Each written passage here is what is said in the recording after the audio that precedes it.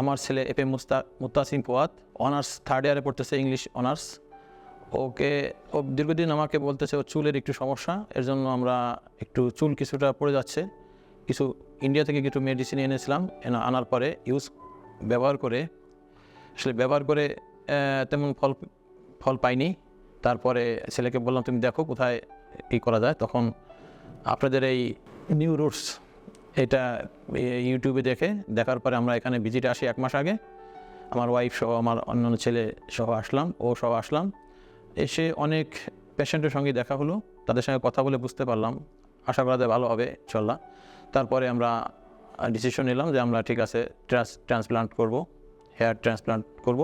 তখন আমরা ডাক্তারের সঙ্গে পরামর্শ করলাম। ডক্টর আমাদেরকে সাজেস্ট করলেন যে যদি আপনারা করতে চান তাহলে হয়তো 2000 থেকে 2500 গ্রাফট লাগবে। তখন আমরা রেট নিয়ে আলোচনা করলাম এবং এর ভিতরে অনেক পেশেন্ট আসলেন, ওনাদের সঙ্গে কথা বললাম, আমার ছেলেও কথা বললো, একটু মনে হলো ভালো হবে আশা করা যায়। তারপরে আমরা পেমেন্ট ওনাদের অ্যাডভান্স করলাম এবং ওনারা ডেট দিলেন, সময় মাঝে মধ্যে যোগাযোগ রাখলেন যে আপনারা কি আসতেছেন, কবে আসবেন, কি আসবেন। তখন আমরা বললাম ঠিক আছে আসবো। আমাদের ডেটটা একটু পরে ছিল, পরে একটু আগিয়ে দেওয়ার পর আমরা আসার পরে আমরা গতকালকে ট্রান্সপ্লান্ট করার পর আমরা হোটেলে ছিলাম। যেহেতু আমরা ফরিদপুর থেকে আসছি, আশা করা যায় ভালো হবে আশা করছি ইনশাল্লাহ। আল্লাহ বাদ বাকি আল্লাহ জানে, এই আর কি। আসসালামু আলাইকুম, আমি মুত্তাসিম ফুয়াদ, আমার বাসা ফরিদপুরে।